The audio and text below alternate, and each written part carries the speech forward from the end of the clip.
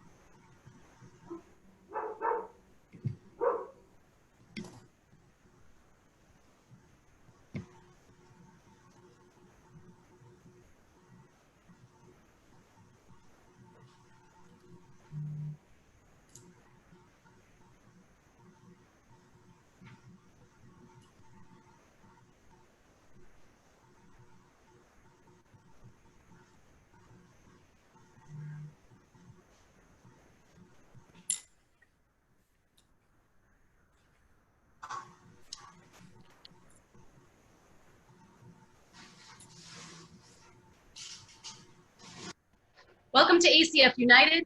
Back to our kitchens. Be ready to be hired. Thank you, chefs, for joining us today from across the country for this important discussion. American Culinary Federation represents the largest association of professional chefs in North America, including all of you. We know that our food service industry is facing an unprecedented crisis. We have all been impacted by the pandemic in many ways, and there will be challenges ahead. Up until the COVID-19 pandemic, there were almost 16 million people working at about 1 million restaurants across the United States. And now a million of us, our friends, and our colleagues have lost their jobs or been furloughed. Please know that your ACF community is here for you. Today we are going to offer some best practices and welcome a panel of industry experts to discuss ways that you can land your next food service job and how you can make the best impression with those making those hiring decisions. I'd like to welcome our special guest, Kibi Hermans, ACF Culinary Program Specialist from our certification department, to introduce our panel. Thanks, Kibi. Thanks, Jackie. Great to be here. First, as a note, we've received many questions via email in advance, and also we'll be taking questions from you, the viewers, as we are able.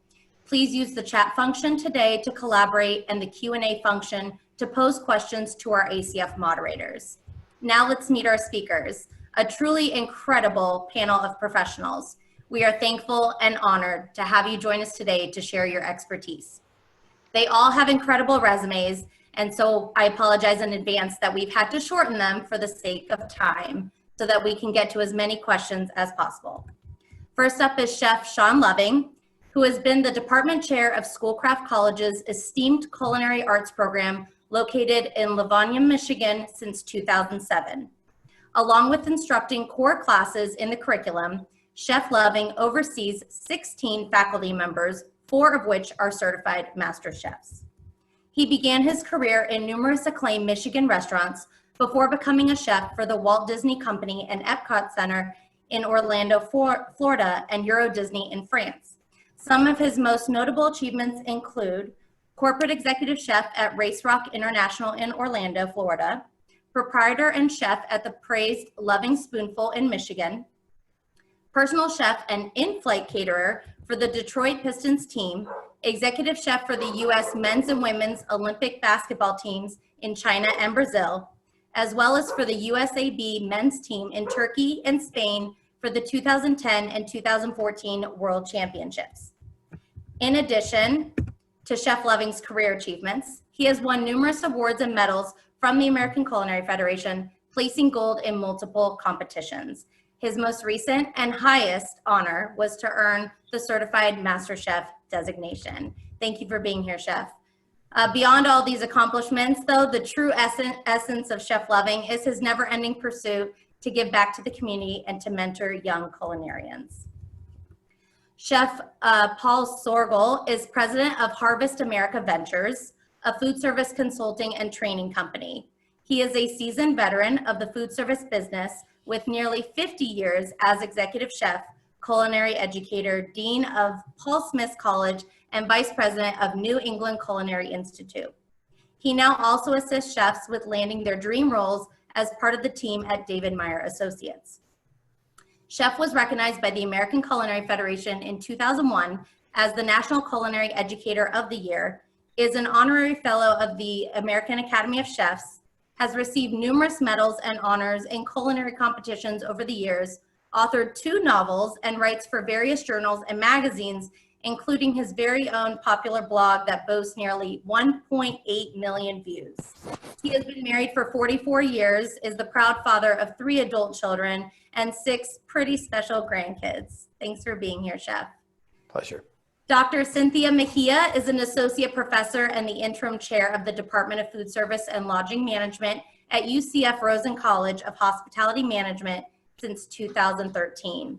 She received her PhD in Hospitality Administration from Texas Tech University, a master's degree in Hospitality Management from the University of Nevada, and a bachelor's degree in biochemistry from California Polytechnic State University.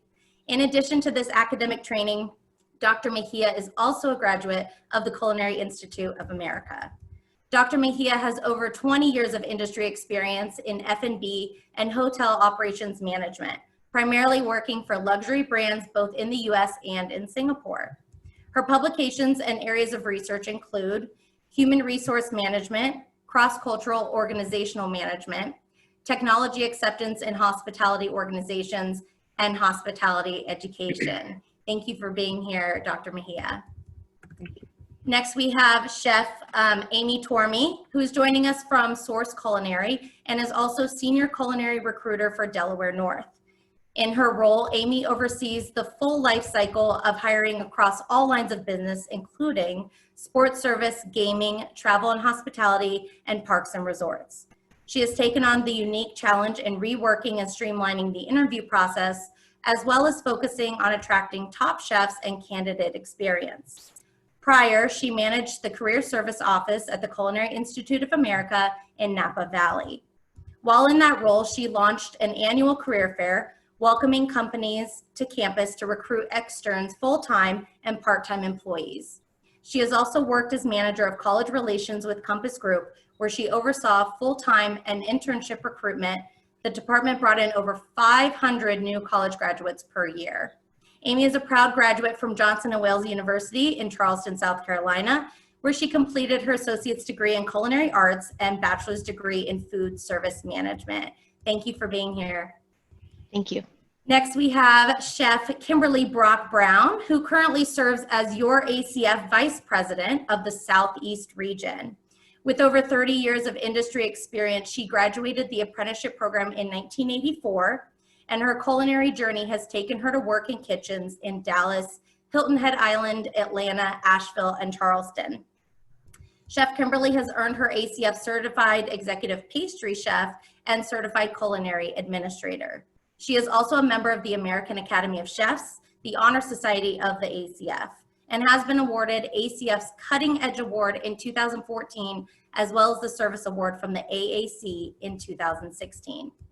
In addition to being a chef, she is a business owner, a mentor, and dedicated mother. She has been a culinary arts adjunct teacher at both Johnson & Wales University and Trident Technical College. Thank you for being here, Chef Kimberly. Thank you. Next, we have Chef Dina Altieri, who is a graduate of the Culinary Institute of America with a degree in culinary arts. She also holds a bachelor's degree from Johnson State College and a Master of Science degree in higher education from Walden University. She has also earned her ACF certifications for Certified Executive Chef and Certified Culinary Educator. Her career spans over 30 years, leading restaurant and catering kitchens, and as a chef, educator, mentor, and career coach. Chef was also named National ACF Chef Educator of the Year in 2011 and earned the Cutting Edge Award in 2015. Chef Altieri is currently the Director of Culinary Enterprises at UMOM New Day Davis Centers in Phoenix, Arizona, a nonprofit agency that serves individuals experiencing homelessness. The program provides real-world experience to learners in training, and graduates have the skills necessary to enter the workforce as prep cooks. She also contributes through the Membership Advisory Council for Catalyst Kitchens, which combines social services with food service social enterprises in communities nationwide. Wow, we have an amazing group of experts on today's panel. Thank you all so much for being here to support the culinary community. And now I'll turn it back to your moderator, Jackie Pressinger, ACF Director of Strategic Partnerships. Thank you so much, Kiwi. So let's begin. I'm going to go around the panel to kick things off. And I'll come to each one of you individually, and we will start off with Chef Loving. So if someone here is viewing and they're currently out of work or they're looking to make a change, what is the one thing that you recommend that they could start to do today? So think about what got you to the stage of why you started with culinary or hospitality. Why did you begin? So there was something that you fell in love with, and then you progressed to become stronger at it. And now that we've hit this time, sometimes you have to go back to the things that were the driving force to how you became successful and bring those things back so that you're not saying what you won't do, but what in fact you will do to make a difference to get back in the industry. Wonderful. Thank you for that. And Amy, if you wouldn't mind offering your advice. Sure. I think my piece of advice would be to be ready when the job market does open back up. So knowing your technology, knowing your resume, having everything ready to go when everything opens back up. You have the passion, you have the desire. So this is some downtime that none of us are used to. So use that downtime productively to get that resume in order, get comfortable with video interviews and things of that nature so that when you are applying and coming back into that workforce, you're ready. Wonderful. And Dr. Mejia, if you'd like to add your thoughts to kick us off. Sure. Thank you very much. Hello, everyone. One thing that I can add to what's been said is think about in your resume if you have a gap or maybe some kind of a skill that you need to brush up on. There's a lot of resources out there for continuing ed, but I would say free continuing ed. So there's different websites like edX, Udacity, all kinds of different, they're called MOOCs, massive open online courses, which are free. So maybe if you wanted to do something with HR or accounting or any manager or leadership skill potentially, there's a lot of free webinars, and they're called micro degrees that are out there that you could use this time for. Wonderful, great advice, thank you. And Chef Altieri. Hi, everybody. Thanks again, ACF, for this. This is phenomenal timing. I would say that, get familiar with what your local health department is saying about returning to the workplace. Become a bit of a COVID-19 employee expert, if you will, so that when you join back into the workforce, you're aware of what the heightened sanitation practices are in your area, because there's certainly going to be some changes when you go back to work. Great advice. Thank you very much. And Chef Brock Brown. Thanks again for ACF for doing this. I would say to get ready to go back to work or to be hired or to start interviewing, I would check all my social media and make sure it is spot on and professional. A lot of people have come a little lax and confusing professional with personal. So I would have my social media spot on, A+, and professional grade, ready to go. Fabulous. And Chef Sorgel. Well, this is absolutely exactly what the ACF should be doing right now. So I commend you for this. I would say you want to take an inventory of what you bring to the table. It's important to build your story because stories are what's remembered. And the resume, as important as it is a gateway to get you to an interview.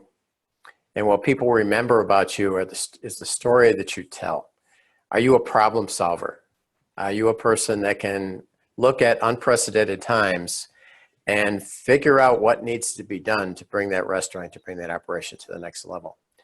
So I think building your story is of critical importance right now. Be confident with it because you're going to have to sell yourself. Excellent. Thank you very much. And I know that many of you touched upon some topics that I'm sure there's going to be questions about during this webinar, so thank you.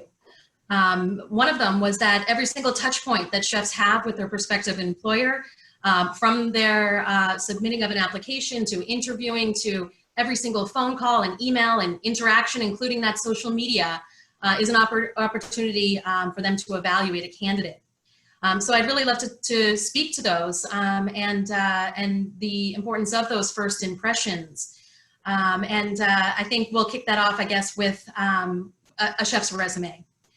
So I know this can be tough, especially for some who might have just lost a job, who haven't been searching for a job or haven't looked at their resume in quite some time. So I'd love to discuss some tips or myths or even biggest mistakes that you see when some resumes come across your desk. Amy, would you mind starting with that question? I had a feeling you were going to ask me to start with that one. No. I think with the resumes, the biggest thing that I see with chefs and hospitality professionals, we're pulled in so many different directions and you sit down and you don't really kind of focus. So have that resume very focused. Make sure that you're spell checking. Make sure that it flows like they were saying, like one of our other panelists said, telling your story. And also take a look at the jobs that you're interested in. And if you're doing a summary, professional summary, or highlights of your career experience, make sure that those match up so that that way you're immediately grabbing that attention. You know, recruiters that are looking at 100+ resumes a day, and probably those that are hiring right now even more, you want to make sure that you stand out, grab their attention, and make them want you to learn more or to learn more about you as far as that goes. So I think that's a big piece of it. And just all of those other little things, you know, chefs are very detail oriented or supposed to be very detail oriented. So apply that where you're not using in the kitchen right now to your resume, and go back and spell check and alignment and fonts and just all of those things that really make it present well as well. Excellent. Okay, and Dr. Mejia, I'm going to come to you next. I know sometimes we can focus on our past roles and responsibilities, and maybe sometimes leave out some of the results on a resume. Do you think the length of a resume matters, or the cover letter, or what advice might you be able to give to those viewing? Well, I've seen recently a tendency toward a one-page resume. And that, you know, I would say would be reserved for people who are new to the industry. But for people who've been around and who've worked for a good long while, I would say, you know, really put as much as you can, show and demonstrate all the things that you have done. I mean, sometimes there's some confusion around that. I would also like to add, wherever possible, quantify what you've done under each heading or each role that you had. Quantify with food cost percentages, your contribution to labor costs, beverage costs, in annual revenues, how many covers you do, because this will show, you know, your ability to control costs, to manage the operation, and that those numbers really kind of hit home right away when someone looks at it. Excellent, thank you. And Chef Sorgel, I received a question from someone in the viewing audience, and they were wondering if there is any move towards e-portfolios, or if you take those into consideration when you're looking to hire someone, or any other tips in general that you'd like to offer about chefs' resumes. Well, we do a lot of placement with club chefs, and they're a little bit of a different animal in terms of the scope of their jobs and the expectations of the employer. But a portfolio is always a real plus, but to me is something that has less impact as an e-portfolio or something to send in advance. It's something you bring with you to the resume. Again, from our perspective, the resume's job is to get you in the door. The most important thing is the interface that you have with potential employers. That's when they really get to know you. So you want that resume to be succinct, but you want it to be exciting and dynamic so that it grabs their attention and says, this is a person worthy of an interview. So I would definitely encourage them to put together a portfolio if you have some substantial work that you'd like to show, but save it for the actual interview process. Okay, great. Chef Altieri, I was going to come to you. I know one of the panelists had brought it up in advance, but about if there's some gaps in someone's resume, how may they be able to best address that? And also, I know as chefs, a lot of times, sometimes there'll be some job hopping as well. And so if you've seen someone who has had 7 jobs in 7 years, how they could best address that, if, in your opinion.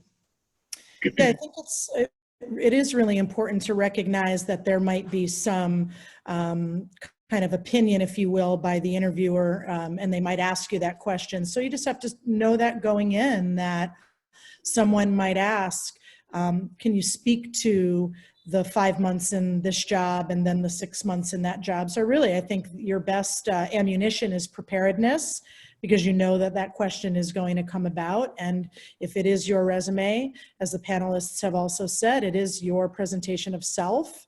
So just recognize that there, you know, unfortunately, there is some judgment about that. So just recognize that somebody might say, hey, what's that about? And talk to me a little bit about that. And just be prepared to answer.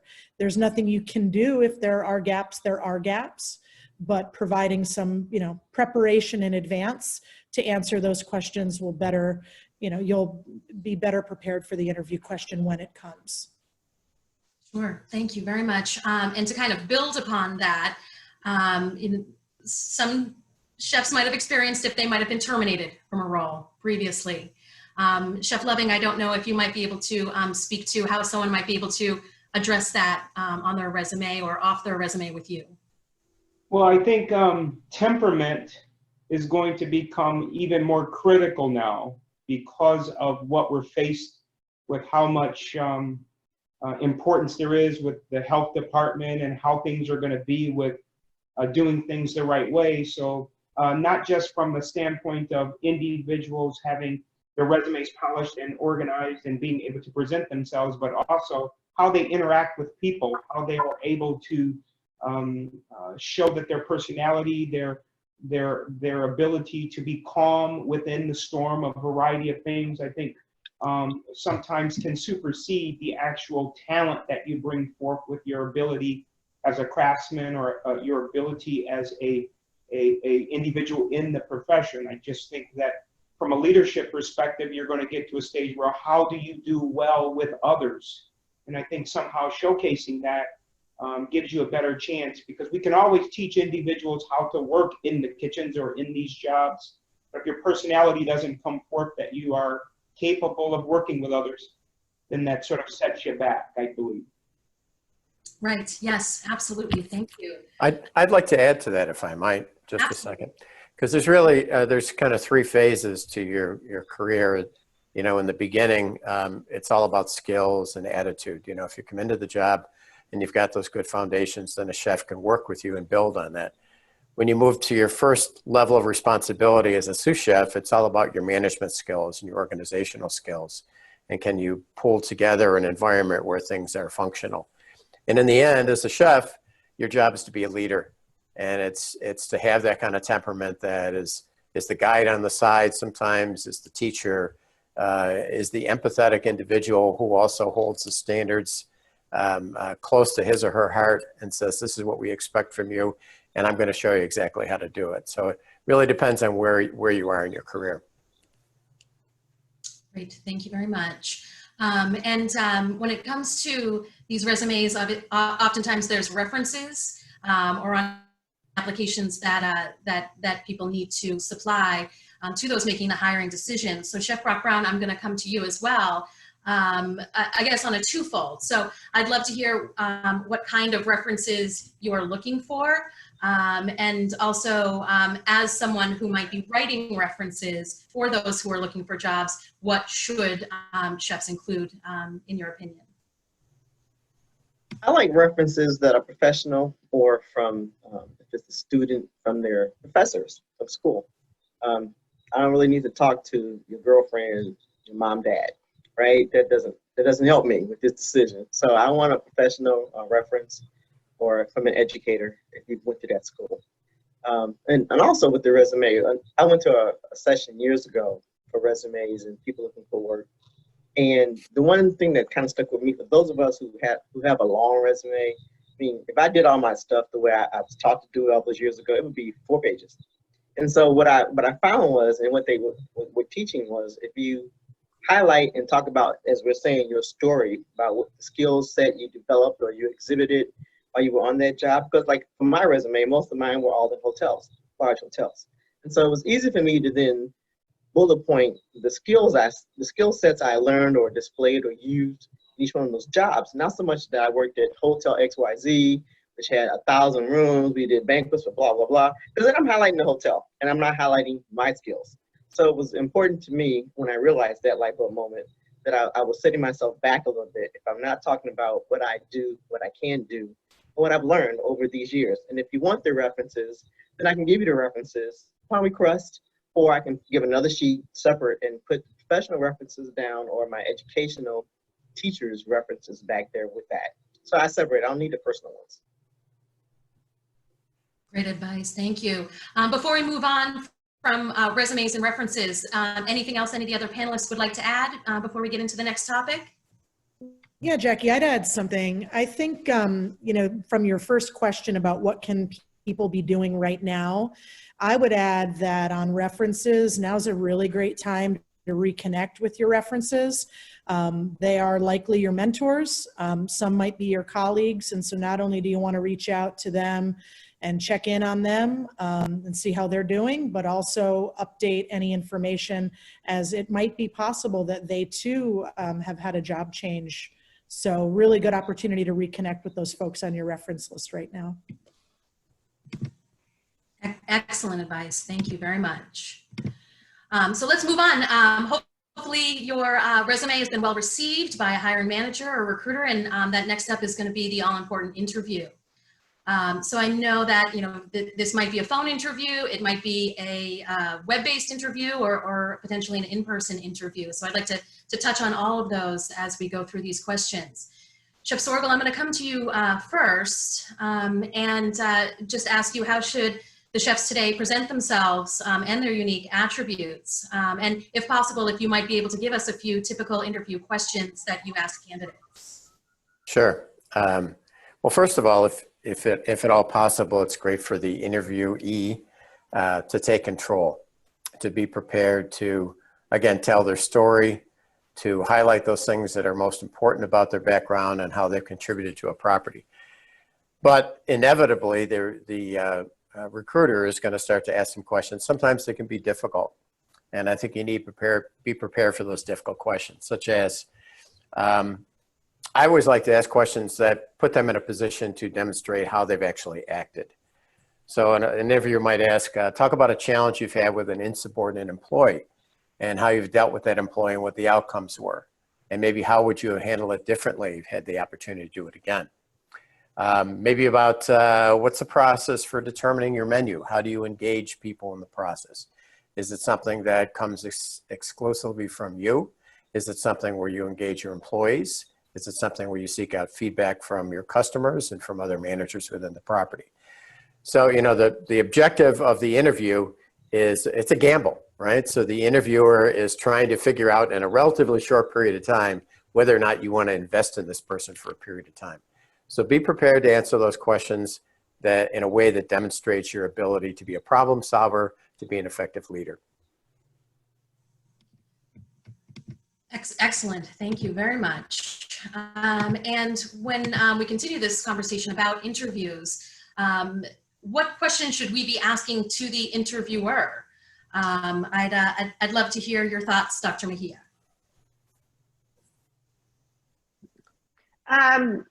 One thing that I recommend is to give a sense that you want to be there a long time, right? So questions like, you know, is there a succession plan? You know, how can I demonstrate that I would like to move up in the organization? You know, is there a training plan for me? Just to give an indication that, you know, it's not just a one stop for a year, but, you know, how do you develop your employees? Things like that, that show an intention to be there for a good long time.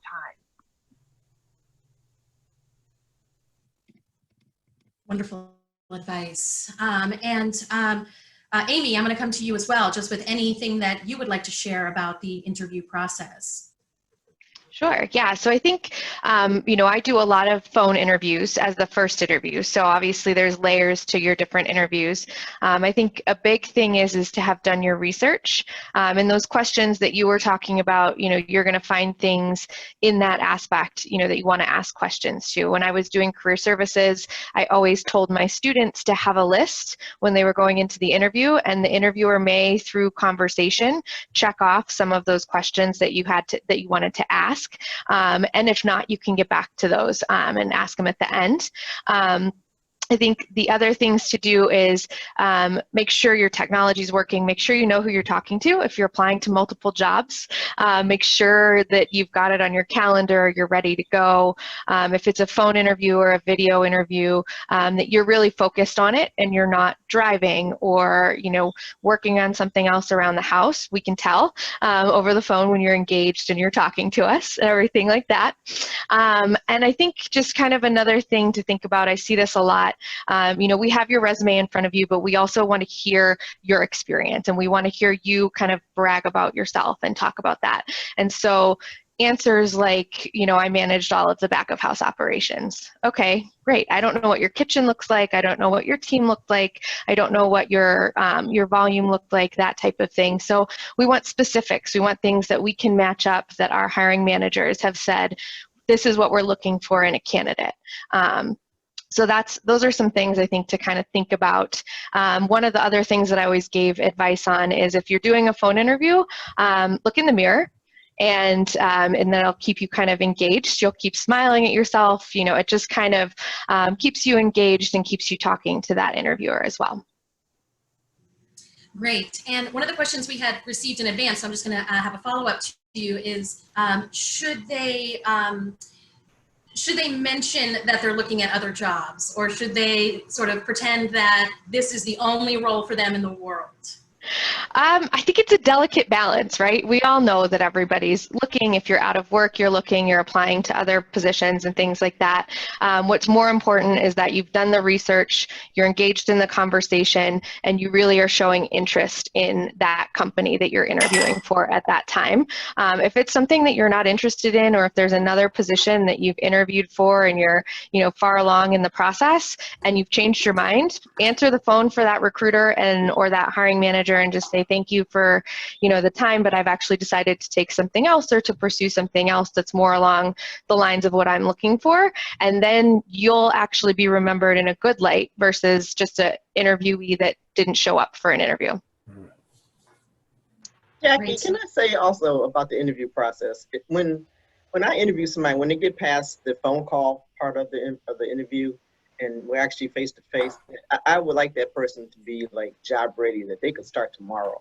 So if you're coming in with the long nails, or, you know, the bigger earrings like this, you know, and the hair all whooped up, or pants are sagging, and that just kind of tells me right then and there, if you're not ready and job ready and presentable at that point in time, can't represent yourself very well, you're not going to represent me and my brand and my company. And so when you get to that hurdle and it's face to face, then you should be job ready and look presentable for the part, so that if they wanted to hire you on the spot, you could actually go to work and represent them very well. Excellent, thank you. And Chef Loving, I'm going to come to you. We received a lot of email questions from students in advance, and they ranged everything from should they be wearing their uniform to an interview, all the way to how do they handle if they have no actual kitchen experience. And they're coming out of a program and they're looking to find that first role. May I please request that you cover that? Absolutely. I would say first and foremost, you know, simplistically, be presentable, no matter if you are on video or not. I mean, obviously, I love the conversation that was stated about talking in the mirror, right? So there's really no difference in presenting yourself and how you would want to be last viewed. So how you're being presented and how you look is how the end is going to be for you. So I believe that if you feel comfortable and confident in your whites, they should be white though. They shouldn't be the older coat that you've been using over and over again that's in your car and things don't look quite the way that they should. So again, that goes back to being presentable. And I'd also like to say in that regard, I think it may be simplistic, but I do feel individuals should study their resumes. Sometimes they have others work on it. They haven't actually done the actual build out of it respectfully. And so then when you start to ask the questions, there might be an area that an individual is intrigued by that they're interviewing you on, and you can't really respond the way it reads. You're not really prepared to answer the questions of what you've presented. So I believe you should have your own inner study of what you're presenting yourself to be, because you should be able to, at that point, present and speak passionately about it. Great advice. Thank you. And Chef Sorgel, I'm going to come to you. One of the other questions that we received via email in advance was a touchy topic of sometimes an interviewer or on an application will ask if they can contact your current employer. And I know that that can be a touchy subject, especially if your current employer does not want you to leave. So I was wondering if you could offer some insight. Well, I think it's perfectly acceptable in an interview to say, I request that you don't contact my current employer because, you know, I haven't really decided whether I'm moving on or not. I think that's very appropriate. But on your resume, when you have those short stints, those 5 month, 6 month stints, that's a red flag for an interviewer. And that needs to be answered in a legitimate way. You know, it used to be, you know, my generation worked in a variety of restaurants, and they do short stints. They do 9 months or a year at a property to build a specific skill and learn from a specific individual. And that was considered a very positive thing. It's not that case anymore. People want to see some longevity. They want to see that you're committed to a property. So when you've got those short stints, I got to tell you, there's a lot of resumes that go into the no pile before they even get a chance to talk to somebody. So if you can address that, maybe even in the cover letter, would help clarify that so that you get to that interview. It's all about getting to the interview, because then you can talk about yourself and tell your story. So yeah, so I think a current employer, it's fairly legitimate to say, I'm sorry, please don't contact them at this point in time. Thank you very much. Chef Altieri, I had a question that is, I know that you work with non-traditional students and students who are coming into the workforce who might have had some difficult situations in their past. And I know that sometimes when we speak to students, they think that when they graduate, they're automatically going to get a line cook role or an executive chef role, and they're older and they have other experience. But how do you counsel your students or others who are tuning in when it comes to being realistic about their skill sets and where they should be looking for work? Yeah, I mean, I think your best bet is to present yourself authentically. And with the students that I work with day to day who have many barriers, I actually have almost the opposite issue, which is that they're not confident to go for positions. So it's a little bit of a paradigm shift, I think, from my years in post-secondary education and working with culinary students, for example, on the college level. So I would just say that your best bet is to present yourself authentically. And a lot of the panelists have mentioned it's important to research, obviously, the property and the job that you're applying for. But I think it also would make sense to just have a sense of what every position in the kitchen is about, because I always used to say to my students, there is no disgrace in being a cook for a really long time. If you ask many chefs who became executive chefs when they were young, many of them will say they regret not spending more time, you know, working up the positions and back and forth in the brigade, because once you become a sous and once you become a chef, as the panelists have mentioned here, you become a manager and you become a leader. And that's a funny feeling when everyone's looking to you to lead and you don't feel prepared. So what I would say is be humble, and you can learn a lot on a prep shift. You can learn a lot on the line. Don't rush that experience. Don't rush that progression. That's really how I feel about that. You know, Jackie, it also goes to, I remember when I was still in school, one of the books that we read, The Peter Principle. And so, you know, you're doing such a great job, you get promoted, and you get promoted, then all of a sudden you're promoted so well because you're doing so good, but you don't know what the heck you're doing, right? It's over your head. And so it's easy to go up, but it's hard to explain it on your resume if you take a step back down because you weren't ready for that position. You didn't know all the management, the food costs, whatever. You didn't know how to lead people exactly, you know. And so it's to take it slow, and everybody likes this now. You know, I could be the chef because I just graduated, or I got these skills. You know, I know how to do this dish, and I'm a chef now. But it's easy to go up, but it's kind of hard to backtrack and then explain to somebody when you should be looking for a job on your resume. Excellent. Very nice. And Dr. Mejia, one of the other questions received in advance had to do with salary. They had been on a job interview and had inquired about the salary and were sort of scolded about that. But it's a very important question. So I'm wondering if you could touch upon how you advise your graduates about that.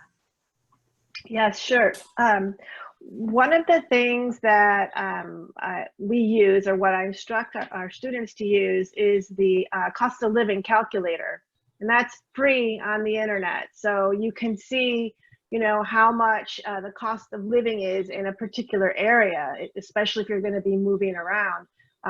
Things are different. And when you put in a salary or you put in an hourly wage into that, say for one area, it's very, very different if you're going to go to a big city or a smaller town. So you have to understand the dynamics of that. Another thing that I mentioned is you can go on different websites and job boards that will have this requested or recommended salaries or wages for those positions. So it's really a matter of going out there and doing the homework. Also going out into your networks and trying to understand at what levels people are being paid. But I always also tell students, you know, get your range of what you want and then ask for a little bit more than that, because there's going to be that process when you're kind of negotiating different things. And so in addition to money, people need to think about benefits. You know, how much is a 401k worth? How much are the medical benefits, the dental benefits, if there's vision, if there's continuing education and tuition reimbursement, if they'll pay for, you know, whatever other things, childcare. I've seen benefits for pet insurance, right? So you got to put all that together into a package to really understand how much it's worth. Excellent, thank you. Chef Brock Brown, I was wondering if you might be able to touch upon too, there are certain jobs that you see posted, and there are certain jobs that you hear about through the power of networking. I'd love to hear your thoughts about that. You know, I love the network. Networking is how you get to where you need to be. I mean, it's all about, you know, it's who you know gets you in the door, what you know keeps you in the door. And I truly believe that. And so if you're not spending this time that we have off, or to network and then reach outside of your box, your comfort zone, and reach out to different people, be it on LinkedIn, on other social media aspects, you know, LinkedIn, they say it's for professional people, then, you know, I would be all over LinkedIn with pictures, with books I'm reading, or something that I'm doing, professionally speaking, to network and engage other people. I mean, I do truly believe in networking. You know, so when I go to conferences, conventions, I'm always looking for somebody else that I can talk to, relate to, and get information from. It's not so much about how all the time they can help me, but how I can then be in service to them. Because then you get a better connection back and forth that way. So networking is key. You got to get out there. You got to get out of your box. As they say, if you're the smartest one in your group of 10, you need another group. You know, so you got to get out there, you know, and what can you do for me, what I can do for you. To be of service to others is really key. Great. And so just speaking of LinkedIn, I'll open this to any of the panelists who want to jump in. What are some best practices when it comes to your LinkedIn profile? Does anyone use that as a tool to search for new staff? All right. I can jump in. So did you want, good? Okay. Sorry. So I would say have it updated. I think the thing, I recruit mainly on the culinary side and with chefs, and it's a little bit newer to some of the younger chefs, more of the, sous chef level, maybe executive sous chef level and that type of thing. So I think having it updated, it's really easy and simple to do now. If you get your resume up to date, your resume and your LinkedIn profile should match. And also you have a chance when you're doing your LinkedIn, when you're on LinkedIn, to look at other people's profiles, to take a look at different organizations, different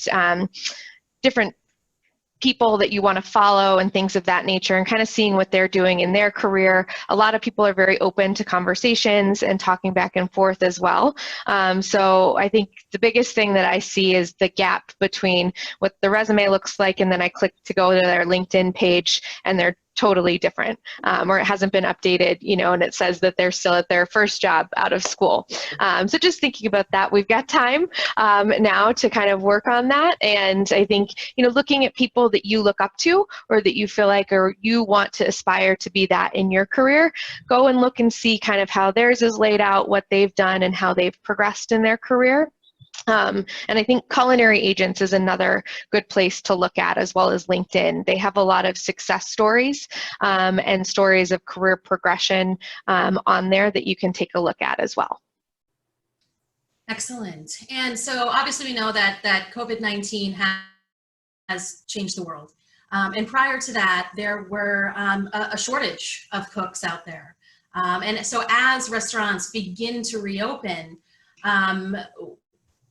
how do you think this is going to change the industry? And I think to add to that, many people who might have traditionally been working in restaurants might now be looking at other channels and opportunities in other food service areas. So I don't have anyone specific I'm going to go to, but I'd love to hear. I see Dr. Mejia shaking her head, so I'll start with you, and then and anyone else who wants to jump in, please do. Right. So, in addition to freestanding restaurants, there's the hotel sector, there's the event sector, there's the convention centers, there's hospitals. If we kind of take a look at, where food service is needed, especially during the pandemic, hospitals, senior living, not these non-traditional places that offer opportunity, food service for emergency services, contracted food service, that kind of thing. Those are definitely other places to look.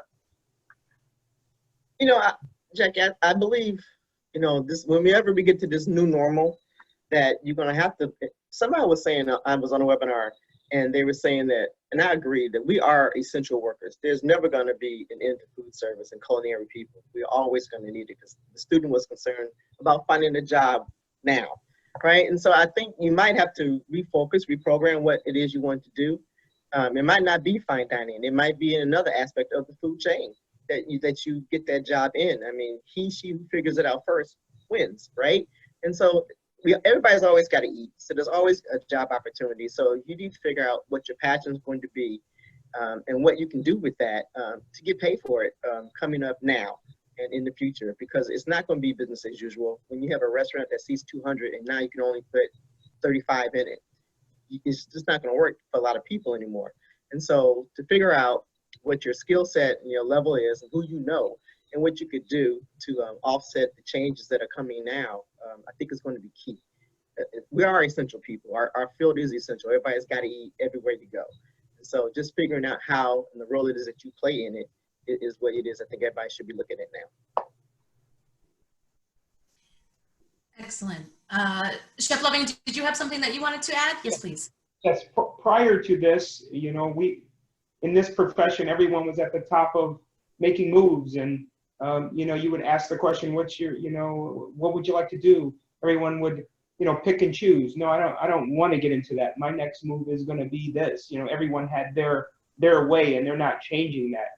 And I think that along with this time that we have, it should bring back a little humbleness to understand that, how far is your no? Why are you saying no to that? Is it because it's not the type of a cuisine that you want to be involved with? Is it not the type of job you envision?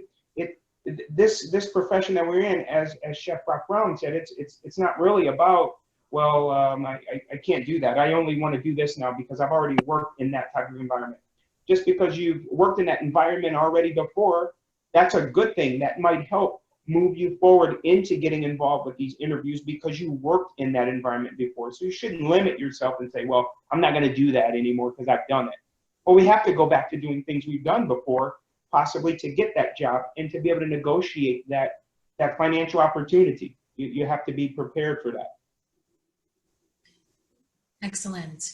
And I know that during this difficult time as well, as some of you had mentioned, we've seen a lot of chefs come back to continuing education. And the ACF Online Learning Center has a lot of free opportunities right now. But I do want to speak to just the importance of certification. And Chef Loving, since you've reached the highest echelon of certification for chefs, how important do you think that is? I think especially for those who might be looking for their next role. Sure. I think the certification in general, just certification is important because it gives you a talking point when you're being interviewed. It gives you a talking point on your resume. It gives you something to put forward in your portfolio. It gives something to put forward in your LinkedIn. It gives you sort of your own, as one of our other panelists said, your own journey and your own conversation. So of course, with certifications, there's a journey with it. There's who mentored you, how did you get to that state, what happened with that, and that's a part of the story that might become, quite honestly, intriguing to the person interviewing you. They may just find interest in the passion that you show based on your love for the ACF, your love for certification, and how it helps you to give, and how it has helped you, to aspire to do things. So, certification has always been important, and I just don't think that it's just now, but more than ever now, it's an opportunity for you to put forth what's in your portfolio that matters the most, and your certification does. It gives you a piece of paper to say how you got on your journey and how you got to where you are today. I think it's extremely important. If I can add to that too, I think the biggest challenge we're going to face is this whole area of trust. Our customers are going to be very reluctant to trust going into restaurants. Employers are going to be very reluctant to going back to an industry that has proven itself to be extremely fragile, even though we all knew that it was for a long time. But it's blatantly an industry right now that has a lot of uncertainty associated with it. Certification is one of those bridges to trust. When an employer looks at your resume, when they go through an interview process, what a wonderful thing it is to have an outside body, a professional body, put a stamp of approval on that individual and say, we validate that this person can do what they say he or she can do. For a young cook, it's a sense of pride and confidence when they pass that certification test and they're able to go to an employer and say, I can guarantee that I can do that, and look, there's an outside body that has put their stamp of approval on me. So I don't think there's ever been a more important time for the ACF to promote certification than right now. I've always said it's a differentiator. What separates me from you, what gives me a lead in, basically. If I tell students, when I've talked to them all the time, if there are just say 5 schools in your state that have 50 children, each one graduating, and they're not certified, but you are, if you multiply that out, is it you and then them? So what makes you special is your certification. What makes you different? What gives you that leg up? And especially now that certification, not especially now, but we always have had sanitation, and that's just such a key issue at this point in time. That we can say that we are certified people, that we know what we're doing. We already we're talking about, safe food and sanitation skills.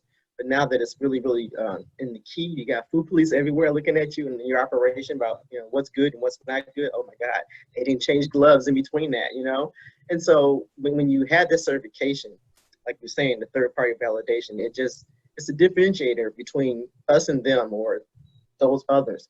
When there's so many people who are graduating out of culinary schools and those who are not certified and those who are, I think it's a leg up. I think it's a step forward in the whole interviewing process to get that and to have that.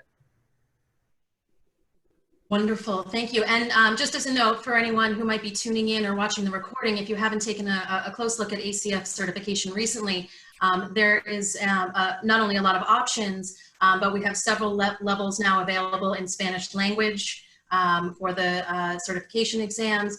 We also right now are testing the certified executive chef as an option. You can take your test remotely with a remote proctor. So there's a lot of options available to you at this time. So definitely feel free to give ACF a call and talk to Kiwi, and she'll help you in every way to get through that journey. Okay, so back to some of the audience questions. I'm not sure who might want to touch upon this, but they were asking about the electronic screening of applications and what they can do on their resume in order to have someone give them a shot at that interview. Would anyone like to address this for our viewers? Chef Mejia, please. I will. I will. Thank you. Just real quick about this. We see a lot of this, and what it is a human resources software that filters out candidates based on keywords in their resumes. So one important thing that I like to tell students is look at the job description. Look at the company values, their mission statement, all of those keywords, and start to wrap those inside of your resume, right? So like if, they're looking for, certain qualifications, if leadership is important, if teamwork is important, whatever is out on their website or even in the job description, you can use those keywords and sentences and put them all throughout, so that software tracker picks up on it. Excellent, thank you for addressing that. I know we've only just barely started to scratch the surface on this conversation, and I know that the advice that you've been able to lend so far, all of you, has just been invaluable. We will commit to continuing this conversation for the ACF community and beyond, so that everyone can get back to work. And I'm going to go through everyone, and if you could share your final thoughts, final pieces of advice, and I will start off with, well, Chef Mejia, you're on the screen, so why don't we start with you on your final thoughts? Okay, super quick final thought. I recently saw a statement from Dr. Tim Ryan from the CIA, said that the industry is going to need us like never before.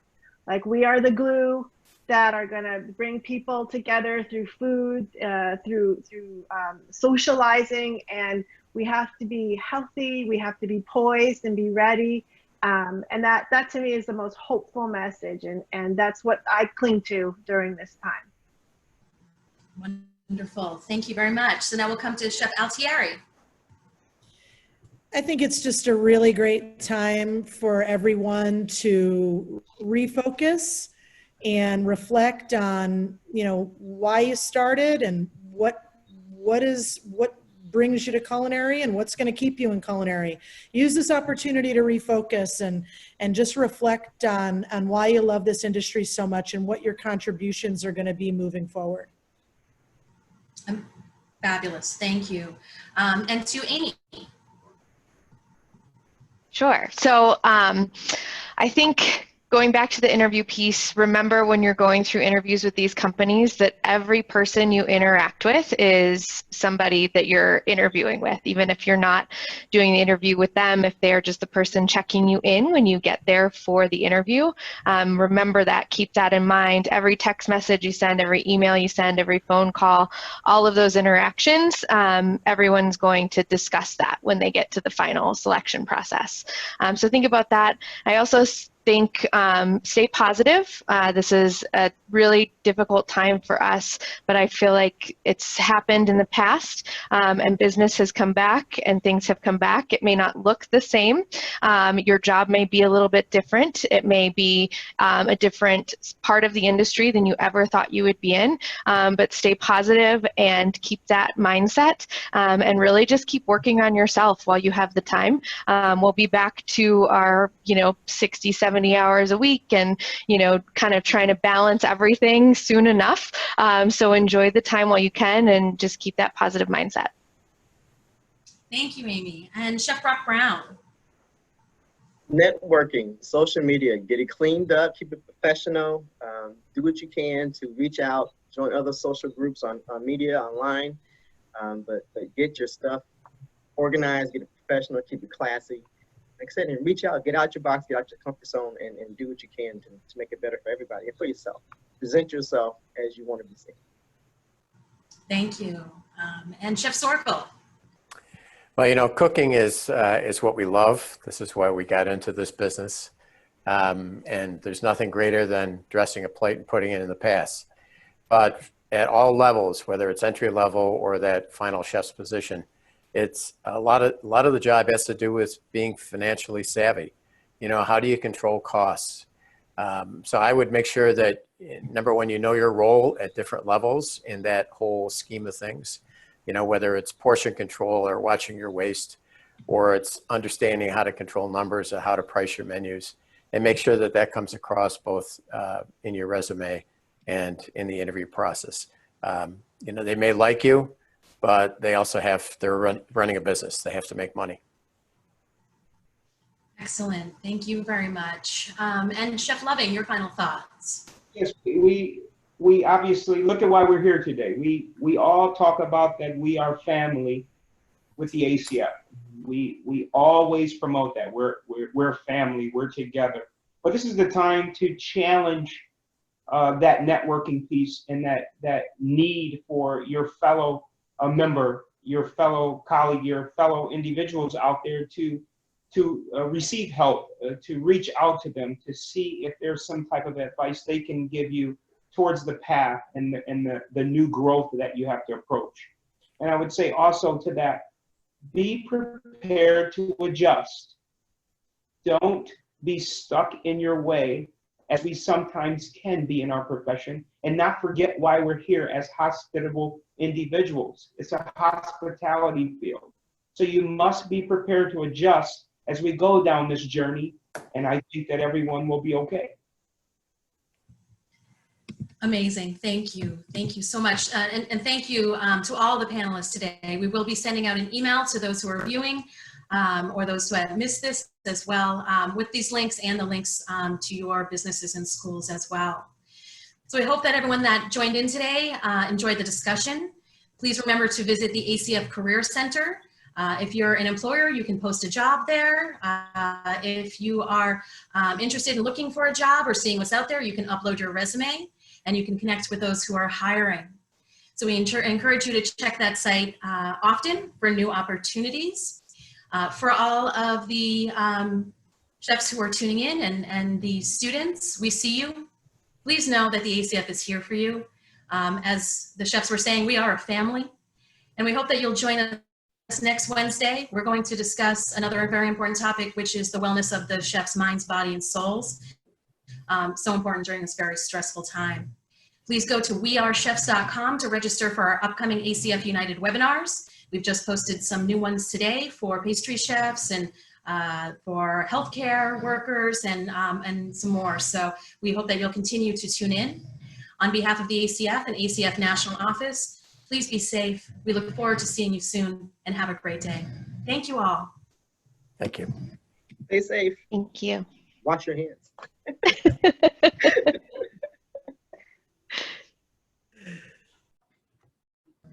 Thanks, everybody. Hope to see you in person very, very soon. Yeah.